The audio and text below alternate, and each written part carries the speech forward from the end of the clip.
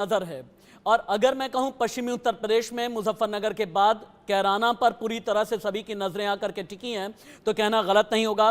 सीधे जावेद के पास चलते हैं। जावेद, कैराना की लड़ाई इकरा बनाम भारतीय जनता पार्टी के प्रदीप चौधरी के बीच में है। इकरा के साथ में राजनीतिक विरासत है। हालांकि इकरा को लेकर के एनडीए का यह कहना है कि परिवारवाद का जीता जागता उदाहरण है इकरा। इन दोनों के बीच की लड़ाई किस तरह की आपने देखी है और अभी कैराना में क्या चल रहा है? देखिए, 18वीं लोकसभा के सदस्यों के चुनाव के लिए इस वक्त पहले चरण का जो वोट है वो शुरू हो गया है। मैं इस वक्त कैराना में, ये एक मुस्लिम समुदाय बहुल इलाका है। यहाँ पर आप देख सकते हैं मेरे ठीक पीछे राशिद, ये वो स्कूल है जहाँ पर वोट चल रहा है। तमाम लोगों की आप भीड़ देख रहे हैं, महिलाएं जो है यहाँ पर वोटिंग के लिए आ रही हैं और लोग लंबी यहाँ पर पहुंचे। कुछ लोग हैं उनसे जानते हैं, सीधा उन्हीं से जानते हैं। इस बार प्रदीप है बीजेपी से, जो दोबारा से ये कैंडिडेट हैं बीजेपी के, और इकरा हसन को लेकर काफी दावेदारी की जा रही है। परिवारवाद के लेकर कई सवाल उठ रहे हैं। तो इस बार जो वोटर्स हैं आप लोग, वो किस मुद्दों को लेकर इस बार अपने एमपी का चुनाव करने जा रहे हैं आप लोग? हम विकास के मुद्दों पर वोट करने जा रहे हैं। भाजपा सरकार विकास के मामले में विफल हो गई है, ठीक है। इस चीज़ को लेकर हम अब की बार इकरा हसन को वोट करेंगे। इस बार क्या ऐसे खास मुद्दे हैं कि आप लोग जो है कि कह रहे हैं कि हम इस बार अपना कैंडिडेट चेंज करेंगे? वो बहुत सारे मुद्दे हैं।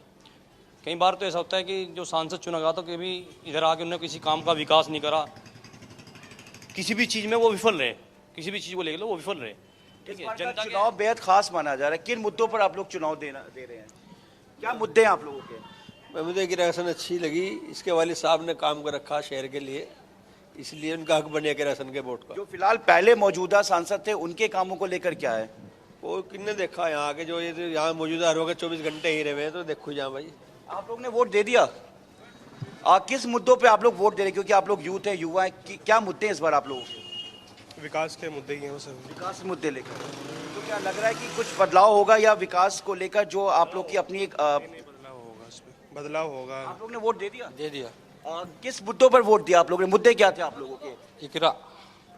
देखिए, यहाँ पर लोग सिर्फ विकास की बात कर रहे हैं, और जो यहाँ पर इकरा हसन की जिस तरीके से बात चल रही है कि वो परिवारवाद को लेकर, लेकिन उसका कोई खासा सब एक सुर में विकास का जिक्र कर रहे हैं। हिमांशु जी हमारे साथ जुड़े हुए हैं। हिमांशु जी, ये कहा जाता है कि जब ज्यादा संख्या में मतदाता वोट करते हैं तो परिवर्तन की एक लहर होती है, लेकिन इस बार चुनावों में एकदम उलट तस्वीर देखी जा रही है और बीजेपी के नेताओं की ओर से कहा जा रहा है कि वोट कास्ट करने में कंजूसी नहीं कर रहे हैं मतदाता। इसका मतलब है कि जो देश को आत्मनिर्भर बनाने के लिए पहल की जा रही है, कोशिश की जा रही है, उसमें हिस्सा ले रहे हैं।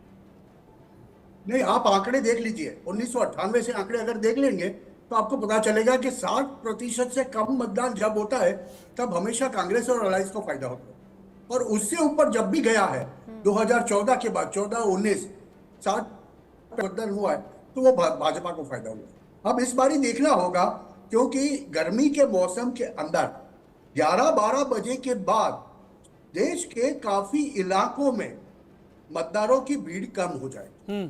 शायद सुबह में हमें इतना उत्साह देखने मिल रहा है, उसकी वजह भी है। तो हमें देखना होगा कि 6 बजे तक कितना वोट गिरता है।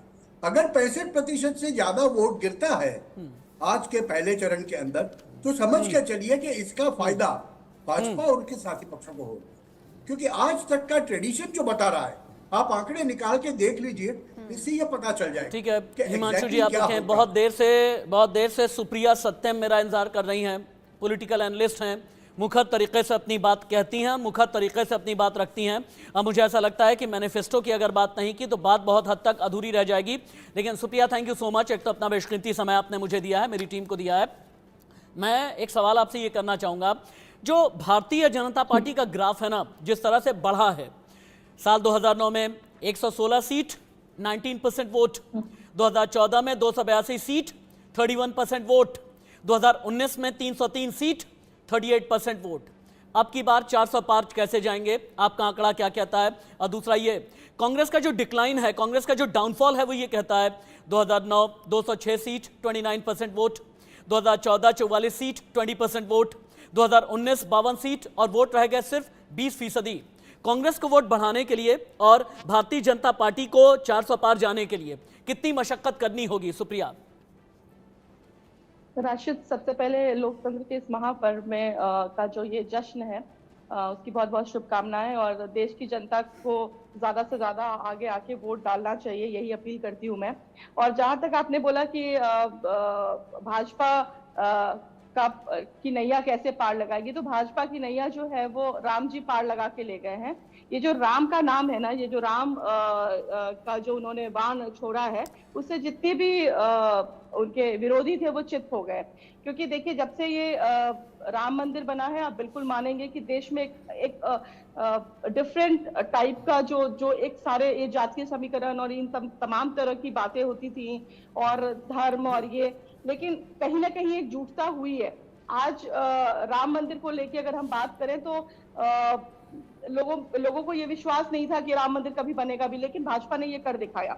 और अगर हम अर्थव्यवस्था की बात करेंगे तो आज दुनिया की 5वीं अर्थव्यवस्था भी हम है।